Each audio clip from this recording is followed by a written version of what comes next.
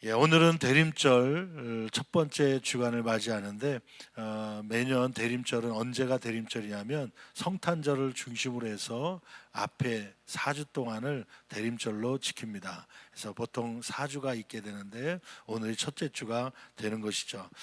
대림이라고 하는 말의 뜻은 기다릴 대자, 그러한 또 임자는 임할 임자, 누가 다시 임하는 것을 기다리냐면 예수님께서 이 땅 가운데 다시 오심을 기다리는 그러한 절기가 되는 줄 믿습니다. 구약시대 사람들, 예수님 오시기 전의 사람들은 예수님의 메시아의 탄생을 기다렸죠. 지금 이 종말의 시기를 살아가고 있는 저와 여러분들은 예수님이 다시 심판주로 오실 것을 기다리고 있는 줄 믿습니다. 마태복음 24장, 25장 두 장은 예수님께서 친히 강화하신, 말씀해 주신 내용이 담겨져 있습니다. 특별히 그리스도의 재림시에 나타날 현상은 어떤 현상이 일어나는지, 또 재림의 양상은 어떻게 되는 것인지, 또 오늘 본 말씀을 중심으로 해서 재림 시기를 분별하기 위한 교훈들을 말씀하고 계시는 것이죠. 여러분, 그 심리학 용어 가운데 인지적 무주의라는 단어가 있습니다. 인지적 무주의라는 말인데, 이 말의 뜻은 뭐냐면 어떤 대상이 눈앞에 실제로 존재함에도 불구하고 그것을 보려고 하지 않아서 보지 못하는 현상을 인지적 무주의라고 하는 것이죠. 그러니까 한마디로 얘기하면 눈에 그 보이는 것이지만, 눈은 보고 있지만 뇌가 그것을 인지하지 못하는, 그래서 보지 않은 것처럼 느껴지는 것입니다. 그래서 이제 실험을 했다는 거 아닙니까? 고릴라 실험인데 그 농구 시합을 하는데 하얀 팀이 있고 검정색 유니폼을 입는 검정 팀이 있습니다. 그 농구 경기를 텔레비전으로 보면서 그 참관자들에게 숙제를 내줍니다. 하얀 팀이 그 옆 사람에게 패스하는 그 패스가 몇 번 이루어지는지 세보라, 그러면서 숙제를 내주죠. 그래서 사람들은 그것을 유심히 보면서 몇 번 하는지 세봅니다. 근데 중간에 한 고릴라 복장을 한 사람이 나타나서 지나가는 거예요. 가슴을 쿵쿵 치면서 그 카메라 앞을 지나가는데, 나중에 다 끝나고 나서 하얀색 팀이 그 몇 번을 패스했는지 그걸 물어본 게 아니라, 중간에 고릴라가 지나가는 것 보신 분 체크해 보려 했더니 그 화면을 보고 있던 사람의 60%가 고릴라가 있었어요? 고릴라가 지나갔어요? 서로 모르는 거예요. 40%는 고릴라가 있었음을 체크했는데 60%는 아예 인지를 못하고 있는 거예요. 왜 인지를 못하냐면 무엇만 보고 있었기 때문에 그래요. 하얀색 팀이 패스를 하는 것만 유심히 보았기 때문에 다른 거에 신경을 쓰지 못한 것이죠. 이것을 인지적 무주의라고 이야기합니다. 제가 요즘에 느끼는 것은 오래 이 지역에 살다 보니까 비행기 소리가 안 들립니다. 이걸 이상하게 생각하시는 분들이 있는데요. 제가 이게 난청이 됐나 이렇게 생각을 하는데 그게 아니고, 아마 여러분 가운데도 동일하게 느끼는 분이 많을 거예요. 10년 이상 이 지역에 살다 보면 새로운 사람들은 막 비행기가 떠다니는 거 보면서 깜짝 놀래고 비행기 소리에 애기가 경기를 느끼고 막 그러기도 하거든요.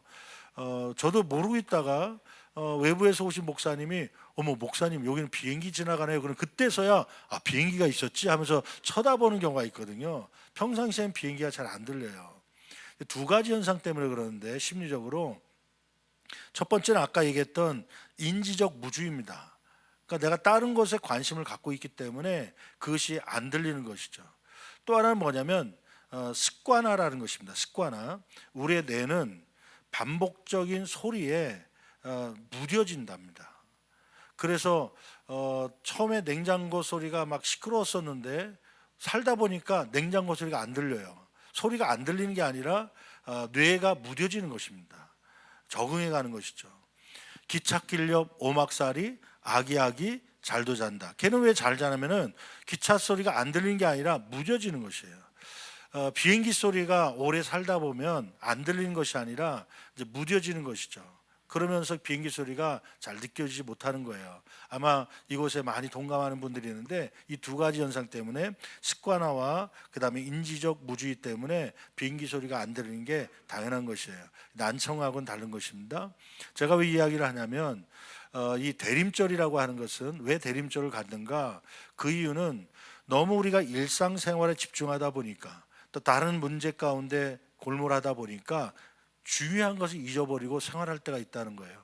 그것은 뭐냐면 예수님이 이 땅 가운데 다시 오신다. 이러한 것을 잊지 못하고 깨닫지 못하고 무관심 속에 살아가기 때문에 대림절을 통하여서 성도들을, 저와 여러분들을 깨우는 것이죠. 영적 무주의에서 깨어나는 절기가 바로 대림절이라고 하는 것입니다. 어느 시골 교회에 한 강사가 설교하러 오셨다는 거 아닙니까? 근데 그날따라 날씨가 또 히터가 잘 돌아가서 포근한지 사람들이 몇 사람이 조는데 맨 앞자리에 앉은 집사님 한 분이 계속 졸고 있는 거예요. 이제 조는 거는 괜찮은데 또 고개가 갑자기 이렇게 뚝 떨어지고 갑자기 벌떡 일어나고 그러니까 주변 사람들이 그걸 보고 킥킥거리고 웃기도 하고, 아니, 목사님도 설교를 하는데 여간 신경 쓰이는 게 아닙니다. 그래서 그 옆에 있는 분에게 얘기했답니다. 권사님, 좀 핀잔하듯이 아니 옆에 사람 자면 좀 깨우시지 왜 안 깨웁니까? 그랬더니 그 권사님이 째려보더니 그러더래요. 아니 지가 재워놓고서 왜 나보고 깨우라고 그래? 무슨 이야기지만 행여나 목회자가 목회하면서 예수님이 재림한다는 것을 깨워서 준비해야 될 성도들을 깨우지 못하고 재울까 봐 오늘도 대림절을 맞이해서 4주 동안 우리가 예수님이 다시 오실 때, 예수님이 다시 오시면 어떻게 준비해야 될지를 함께 나눌 때 하나님께 주시는 귀한 은혜가 저와 여러분 가운데 있기를 간절히 축원합니다. 첫째로 예수님의 재림은 예기치 않은 순간에 임한다고 오늘 말씀 가운데 기록하고 있죠. 36절 말씀 볼까요? 36절 같이 한 목소리로 봉독합니다. 그러나 그 날과 그때는 아무도 모르나니 하늘의 천사들도 아들도 모르고 오직 아버지만 아시니라. 그날과 그 시는 아는 사람이 있다는 거예요, 없다는 거예요? 아무도 모른다는 거예요. 심지어는 하늘의 천사, 하나님의 신부로 많은 천사들도, 그 다음에 그 아들, 하나님의 아들 곧 예수 그리스도를 얘기하잖아요. 성자 예수님도 모르고 오직 누구만 아시니라? 아버지 하나님만 아시나, 성부 하나님만 알고 계시는 것이에요. 여러분, 저 어렸을 때 신학교 다닐 때 그때 1992년도 10월 28일 날 예수님이 재림하신다, 막 재림 열풍이 분 적이 있었어요. 그래서 막 사람들이 집을 팔고 막 직장도 안 가고 학교도 막 자퇴하고 막 중고등학생들이 막 다미 선교회라는 단체가 나타나갖고 그 이장님이라고 하는 목사가 예수님이 10월 28일 날 임한다, 여러 뭐 영적으로 기도하는 사람들이 동일하게 얘기한다 그래갖고 10월 28일 날 예수님 재림한다는 것 때문에 그 27일 날 밤에 전 세계 기자가 다 한국으로 모인 거예요. 막 9시 뉴스에도 막 나오고 24시간 막 생중계로 해가면서요, 예수님 재림한다고 모인 그곳을 촬영한 것이죠. 0시가 되면, 28일 딱 0시가 되면 예수님이 재림한다고 얘기했는데 0시가 됐는데도 안 와요. 하루 종일 기다렸는데도 안 와요. 결국 다음날 신문에 예수 재림 불발 이렇게 기록되는데요. 왜 예수님 재림이 안 왔습니까? 그랬더니 많은 사람이 알게 돼서 연기됐다는 거예요. 그건 잘못된 것이죠. 그러니까 그 때와 시는 성경은 분명하게 말씀하고 있어요. 아무도 안다 모른다는 것이에요. 만약에 여러분의 주변에 예수님의 때를 지정하고 몇 월 며칠 날 오신다 막 이렇게 떠든 사람이 있으면 100% 이단입니다. 100% 이단이에요. 근데 이제 그런 이단을 통해서 우리가 어떤 후유증을 갖고 있냐면 예수님이 이 땅 가운데 다시 오신다라는 건 분명한 확실한 이 말씀인데 그것조차도 무감각해진 분들이 많아요. 그 재림에 대해서 얘기하면 이단이다 그러다 보니까 재림 자체를 이야기하는 거, 예수님이 다시 오신다는 이야기를 말하는 일반 기독교 하나님의 말씀을 전하는 목사님조차도 잘못된 것처럼, 그러다 보니까 목사님들도 피하다 보니까 예수님이 다시 오신다는 것을 무감각해진 성도들이 많다고 하는 것이죠. 여러분, 예수님은 반드시 다시 오신 줄 믿습니다. 사도행전 1장 7절 말씀 보니까 이렇게 기록하고 있죠. 사도행전 1장 7절 같이 한 목소리로 봉독합니다. 이르시되 때와 시기는 아버지께서 자기의 권한에 두셨으니 너희가 알 바 아니요. 시기에 대해서는 너희가 관심을 갖지 말아라. 그러나 관심 가질 게 있다. 11절 말씀 볼까요? 사도행전 1장 11절 말씀 같이 봉독합니다.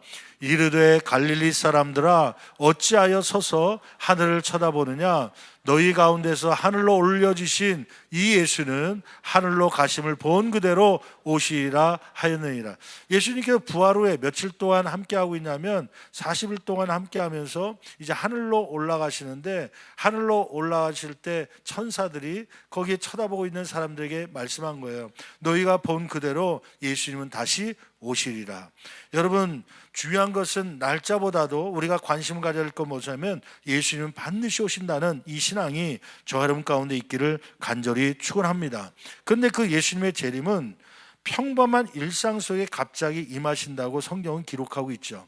여러분 38절 39절 말씀 볼까요? 오늘 본문 가운데 38절 그 노아의 시대처럼 임하신다고 말씀하는데 이렇게 기록하고 있습니다. 같이 봉독합니다. 홍수 전에 노아가 방주에 들어간 날까지 사람들이 먹고 마시고 장가들고 시집가고 있으면서 39절 홍수가 나서 그들을 다 멸하기까지 깨닫지 못하였으니 인자의 임함도 이와 같으리라. 여러분 중요한 게 있어요. 노아가 방주에 들어갈 때 홍수 심판할 때도 사람들은 먹고 마시고 장가들고 시집가고 있을 때 비가 왔다는 것이에요. 예수님의 재림도 이와 같다는 건데 예수님이 다시 오실 때도 사람들은 먹고 마시고 장가들고 시집간다는 거예요. 여기서 질문이요. 예수님이 재림하는 때에 먹고 마시고 장가들고 시집가는 것은 죄입니까? 아닙니까? 아니에요. 죄가 아니에요. 일상적인 생활이에요. 그 가운데 예수님께서 오신다는 거예요. 중요한 것은 먹고 마시고 장가들고 시집가는 일상생활 속에 39절 말씀 보니까 깨닫지 못하였다는 것이 문제가 되는 것이죠. 여러분, 예수님이 오신다는 걸 무뎌져서 깨어있지 못하는 것이 심판의 대상이 된 것이죠. 여러분, 우리가 일상생활 속에서도 일상생활을 하면서도 예수님이 다시 오심을 날마다 기억하며 있는 저와 여러분 되기를 간절히 축원합니다. 거기 말씀해 보니까 한번 계속 읽어볼까요? 40절 말씀 볼까요? 40절, 41절 말씀 보면 계속해서 이러한 일상생활 가운데 구원받게 될 것이다 말씀하죠. 40절 같이 봉독합니다. 그때에 두 사람이 밭에 있음에 한 사람은 그러니까 두 사람의 원어적인 것을 보니까 남성격이에요. 그러니까 남자 두 사람이 한 밭에 일해요. 그게 가족인지 하여튼 같은 일꾼인지 모르지만 두 사람이 같은 환경 속에 있어요. 밭을 하는, 뭐 오늘날로 얘기하면 그때 당시에 농경사회니까 그게 직업 자체니까 오늘날로 얘기하면 여러 직업들이 있겠죠. 사무실에서 일하는 사람 혹은 외부에서 건축하는 사람, 하여튼 밭을 이제 직장에서 있음에 한 사람은 데려가고 한 사람은 버려둠을 당할 것이다. 이 말은 한 사람 구원받고 한 사람 구원받지 못한다는 거예요. 그 다음에 41절 말씀일까요? 41절 같이 한 목소리 봉독합니다. 두 여자가 맷돌질을 하고 있으면, 그러니까 두 여자, 이 아까는 남자들이었는데 지금 여자들이 맷돌질하는 거예요. 그 당시에 이제 여자들은 외부 활동 직업을 많이 갖지 않고 가정 안에 많이 있었기 때문에 그 가정일 가운데 하나가 맷돌질이죠. 같은 장소에서 맷돌질을 하는데 한 사람은 데려가고 한 사람은 버려둠을 당할 것이다. 한 사람은 구원받고 한 사람은 구원받지 못한다는 거예요. 여기서 중요한 것이 있어요. 여러분, 예수님이 재림할 때 직장 가운데 있으면 구원받습니까? 안 받습니까? 예수님이 재림할 때 설거지하고 있으면 구원받습니까? 안 받습니까? 오늘 말씀 가운데 보니까 밭일을 하다가도 구원받아요. 물매질을 하다가도 구원받아요. 이단들은 뭐라고 얘기하냐면 내일 예수님 재림하니까 다 팔고 이 산으로 올라와라, 우리한테 와라, 이렇게 얘기하는데요. 아니요. 성경은 일상생활 속에서 하나님이 임재하지만 같은 장소에 있지만 구원받는 사람이 있고 구원받지 않은 사람이 있는 거예요. 일상생활 속에도 내면을 준비한 사람은 예수 그리스도를 영접하고 이 신앙생활을 깨어서 기도하고 말씀하는 사람은 하나님께서 구원하시는 것이에요. 그러므로 여러분, 예수님이 내일 오신다고 하더라도 여러분 직장생활 열심히 하기를 바랍니다. 학생들은 학생의 일을 잘 하시길 바랍니다. 예수님이 오신다고 교회 오는 거 그렇다고 말리진 않겠지만 우리의 자세는 뭐냐면 일상생활 속에서도 주님을 맞이할 준비를 해야 된다는 것이죠.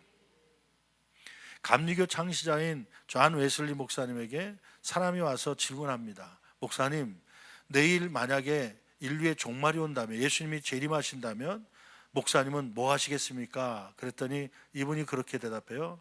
예수님이 내일 오실지라도 오늘 내가 내일 하려고 했던 것을 그대로 하겠습니다. 이것이 바로 바른 신앙의 모습입니다. 여러분, 일상에서 주님을 만날 수 있는 준비가 저 여러분 가운데 있기를 간절히 축원합니다. 데살로니가전서 5장 2절 말씀에 보면 예수님은 갑자기 임하시는데 도둑같이 임한다고 말씀하잖아요. 데살로니가전서 5장 2절 같이 봉독합니다. 주의 날이 밤에 도둑같이 이를 줄을 너희 자신이 자세히 알기 때문이라. 예수님의 시기에 대해서는 관심 갖지 말아라. 그것은 도둑이 미리 내가 몇 월 며칠 날 몇 시에 너희 집 훔치러 갈 거다 얘기하고 옵니까? 오히려 관심 없을 때 오는 것처럼 이러한 때 하나님은 불식 가운데 올 테니까 깨어 있으라고 하는 것이죠. 둘째로 그러므로 깨어 있으라는 것입니다. 42절 말씀 이렇게 기록하고 있죠. 같이 봉독합니다. 그러므로 깨어 있으라. 어느 날에 주가 임하는지 너희가 알지 못함이니라. 그러므로 뭐 하고 있으라? 깨어 있으라. 거기 깨어 있으라의 말 동그라미 쳐보실래요? 오늘 첫째 주 대림절을 맞이하는 저와 여러분에게 주신 하나님의 말씀은 깨어 있으라고 하는 것이에요. 무감각 속에 혹은 다른 것에 관심을 가지고 있지 말고 무감각을 다시 깨우라는 것입니다. 여러분, 깨우라고 하는 말씀은 헬라어로 그레고레이테라는 말을 쓰는데 주의하다, 주시하다라는 뜻을 갖고 있어요. 너무 일상생활 먹고 마시고 장가들고 시집가고 그러한 일에 주시하고 있으면 아까 처음에 이야기했던 것처럼 여러분, 우리가 예수님이 오시는 것에 대해서 무의식 가운데 있을 수 있는 거예요. 인지적 무의식 속에 빠질 수 있는 것입니다. 패스하는 것만 보다가 거기에 고릴라가 나타난 것도 보지 못하는 그러한 신앙생활이 될 수가 있다고 하는 것이죠. 깨어있으라는 것은 둔감해진 영적 감각을 되찾으라는 의미입니다. 혹시 다른 곳을 쳐다보고 있었다면 다시 예수님의 이 땅 오심을, 재림을 다시 집중하라고 하는 것입니다. 이 명령은 지속적이고 반복적으로 문법적으로 되어 있는 것이에요. 한 번 본 것이 아니라 수시로 점검하라고 하는 것이죠. 로마서 13장 11절 말씀은 이렇게 기록하고 있습니다. 같이 봉독합니다. 또한 너희가 이 시기를 알거니와 자다가 깰 때가 벌써 되었으니. 잠깐만요. 거기 보니까 자다가 깰 때가 되었다고 하는 것이에요. 이 시기를 알거니와, 거기 말하는 시기는 아까 있던 때와 시와 다른 것입니다. 이 시기는 뭐냐면 헬라어로 얘기하면 카이로스입니다. 크로노스, 카이로스, 플레르. 시간을 얘기하는 헬라어의 단어가 세 가지 있는데, 크로노스는 일상생활을 얘기하는 것이에요. 그 다음에 카이로스는 변화의 시간입니다. 그리고 플레르는 성취의 시간입니다. 그 시험 보는 사람으로 얘기한다면 고등학교 1, 2, 3학년은 그냥 카이로스의 시간이에요. 일상 공부하는 시간이에요. 그 다음에 크로노스의 시간이죠. 카이로스는 뭐냐면 변화의 시간. 이제 학교 시험을 위해서, 진학을 위해서 막 시험을 보고 막 원서를 접수하는 그런 시간이에요. 플레르는 뭐냐면 합격이라고 하는 성취의 시간입니다. 지금은 이 시기를 안다는 거예요. 일반 크로노스의 시간이 아니라 카이로스의 시간, 예수님이 재림하는 그 플레루의 시간이 있다면 그 재림을 위해서 변화되고 있는 그러한 시기 가운데 있다는 것이에요. 카이로스의 시간을 알거니와 그러므로 이 자다가 깰 때가 벌써 되었다고 하는 것이죠. 여러분, 깨어있지 않으면 영적으로 죽은 자가 되기 때문에 깨어있으라고 말씀합니다. 에베소 5장 14절 말씀은 이렇게 기록하고 있죠. 같이 봉독합니다. 그러므로 이르시기를 잠자는 자여 깨어서 죽은 자들 가운데서 일어나라. 그러니까 깨기 전에 어떤 상태에 있냐면 죽은 자처럼 있는 거예요. 무감각한 상태로 있는 것이에요. 그러다간 예수님의 재림을 만날 수가 없는 것이죠. 거기 죽은 자들처럼 있는 자리에서 깨어나라고 하는 것이에요. 세상 가운데 세상 사람들처럼 있는 곳에서 깨어나라고 하는 것이에요. 예측에 집중하지 말고, 언제 오실지 너무 집중하지 말고, 중요한 것은 태도를 준비하기에 집중해라 말씀하는 것이죠. 여러분, 깨어있다고 하는 것은 주님의 오심을 의식하는 삶입니다. 이러한 삶이 되기를 간절히 축원합니다. 일상생활 속에 있지만 주님이 오늘도 오실 수 있다고 하는 것. 여러분, 종말이라고 하는 것은 두 종류의 종말이 있습니다. 첫째는 예수님이 이 땅 가운데 오시는 종말이 있습니다. 그때는 알 수 없습니다. 또 하나의 종말이 있는데 그것은 자신의 죽음입니다. 내가 죽음으로 종말이 오는 것이죠. 개인의 종말을 얘기하는 것입니다. 이것도 사실은 알 수가 없는 것이에요. 여러분, 내일 당장 개인의 종말이든 주님의 이 땅 가운데 심판하러 오는 종말이든 있을 때에 이것을 기억하고 언제 오실지 모르니 우리는 날마다 깨어서 의식적으로 준비할 수 있는 삶이 되기를 간절히 축원합니다. 셋째, 그러면 영적으로 둔감해진 우리가 어떻게 깨어 민감해질 수 있습니까? 첫째는 하나님의 말씀에 집중해야 됩니다. 시편 119편, 105편은 인생길의 등이요 빛이 되는 하나님의 말씀을 집중해서 보아야 된다고 말씀하고 있죠. 한번 시편 119편 105절 같이 한 목소리로 봉독합니다. 주의 말씀은 내 발의 등이요 내 길의 빛이니이다. 성경 66권은 예수님께서 오셨고 또 다시 오실 것이라는 것을 강조하고 있죠. 특별히 요한계시록 전체는 다시 오실 주님 이 종말에 대해서 기록하고 있는 것입니다. 하나님의 말씀을 읽다 보면 주님이 오시겠다 확신과 믿음이 있기 때문에 그 등과 빛이 되기 때문에 우리 앞길을 보고서 갈 수 있다고 하는 것이죠. 라이프웨이 리서치 조사에 의하면 매일 성경을 읽는 성도는 읽지 않은 사람에 비해서 영적 침체를 경험하는 확률이 70% 감소한다. 70% 감소한다. 그러니까 매일 성경을 읽는 사람들은 영적인 침체를 경험하는 그러한 확률이 안 읽고 신앙생활하는 사람보다 70% 적어진다는 것이에요. 여러분, 영적 침체가 아니라 날마다 영적인 활발한 활동성이 저 여러분 가운데 있기를 간절히 축원합니다.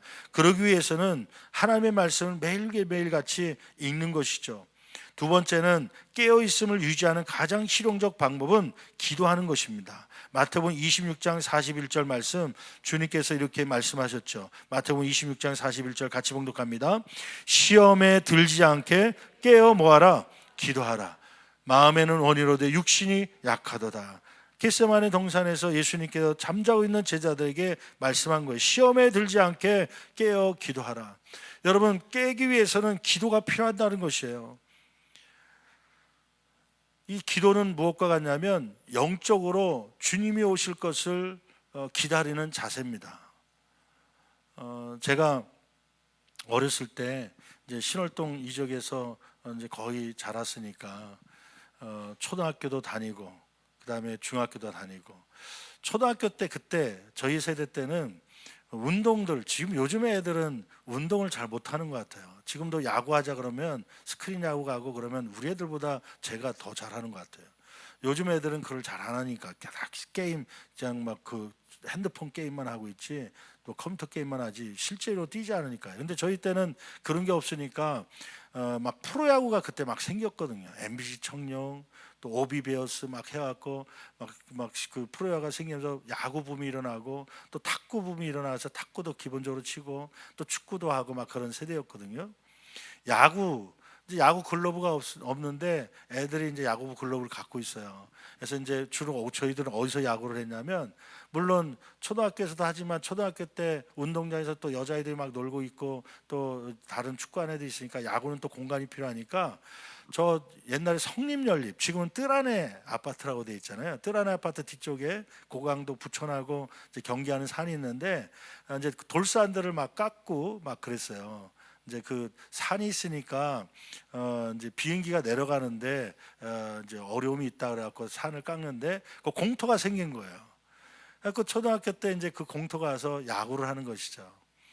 이제 애들이 갖고 온 글러브 가지고 이제 한 번은 수비를 하는데 이제 수비하러 나갔는데 내가 1회 때도 그렇고 2회 때도 내가 그 글러브 갖고 썼는데 그 글러브가 내 손에 잘 맞아서 2루수 뒤쪽으로 이제 포진 이제 수비 위치가 됐는데 옆에 있던 애가 내 걸 먼저 낀 거예요. 수비 나갔는데 이거 내가 쓰던 거야. 그랬더니 네 거 아니잖아. 내 거 아니긴 아닌데 내가 아까부터 계속 이 글러브 썼던 거야. 그랬더니 나 이거 지금 자기가 쓰겠다고 먼저 잡았으니까 그걸 줬는데 왼손잡이용 그 글로브가 남아있는 거예요. 오른손잡이는 왼손에다 끼고 왼손잡이 오른손에 하는데 나랑 안 맞는 거예요. 야, 이거 내 거니까 좀 빨리 줘. 네 거 아니잖아. 먼저 잡은 사람이 임자지. 막 싸우고 있는데 뭐 탕 소리가 나더라고요. 알루미늄 배트에서 공이 맞는 소리예요. 야, 소리치는데 봤더니 공이 옆에 떨어져 있더라고. 그러니까 공이 위에 떠갖고 바로 1m 옆으로 떨어지는데요. 서로 싸우고 있냐고. 내가 네 거냐 내 거냐 싸우고 있느냐고. 공이 날아올지도 모르고 그러고 있었던 거예요. 결국 주자가 몇 명이 들어가고 그래갖고 그날 졌어요. 그 게임에 진 그 누구한테 다 손가락질을 했을까요? 저한테. 왜 싸우냐고. 그 공 날라오는 거 바로 옆에 떨어진 거 잡으면 되는데 그것도 잡지 못하고. 나는 뭐에 집중하고 있었냐면 글로브에 집중하다 보니까 공 날라오는 거 못 봤죠. 여러분, 대림절 첫째 주간을 맞이하여서 하나님께서 우리에게 하시는 말씀 뭐냐면 깨어 있으라. 그러므로 깨어 있으라. 주님은 어느 시간에 어느 때에 오실지 알지 못하는지만 반드시 오신다. 그러므로 언제 오실지 도둑처럼 오실 텐데 이 예수님을 맞이하기 위해서 깨어 있으라. 야구 선수가 타구가 언제 올지 몰라서요. 이 타석에 딱 쓰고 투수가 공을 던지면 준비해야 될 자세가 있습니다. 그 자세는 뭐냐면 허리를 굽히는 거예요. 굽히고 언젠지 오면 점프하거나 뛸 수 있도록 허리를 굽혀서 자세를 낮추는 겁니다. 그게 준비거든요. 기도하는 것은 바로 그 준비의 자세입니다.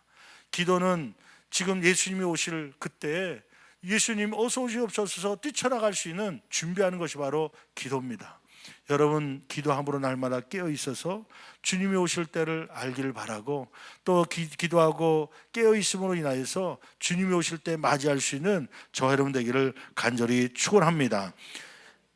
말씀으로 주님 오심을 바라보고 기도함으로 영혼을 깨우는 저와 여러분 되기다가 훗날에 주님이 오시는 날 천국에서 뵙는 저와 여러분 되기를 간절히 축원합니다. 축원합니다. 기도하시겠습니다. 여러분, 깨어 있어야 다시 오시는 주님을 볼 수 있는 것입니다. 깨어 있어야 다시 오시는 주님을 기쁨으로 맞이할 수 있는 것입니다. 여러분, 기도하는 사람은 이 카이로스의 시간을 알아요. 일상생활 속에서 주님이 오실 때가 가까이 왔다는 것을 느끼게 되는 것이에요. 물론 정확한 시간은 알 수 없지만 하나님 손에 있지만, 그러나 그 환경을 아는 것이에요. 전쟁이 일어나는 것, 지진이 일어나는 것, 이러한 것을 통해서 기도하는 사람은 느끼는 것이죠. 여러분, 기도하는 사람은 주님이 오신 걸 볼 수가 있는 것이에요. 기도하는 사람만이 주님을 영접할 수 있는 것입니다. 하나님 말씀 생활과 기도함으로, 그러므로 깨어있으라는 하나님의 말씀대로 깨어있는 삶이 되기를 원합니다. 나를 붙잡아 달라고 두 손 높이 들고 주여 세 번 힘차에 치며 간절히 기도합니다. 주여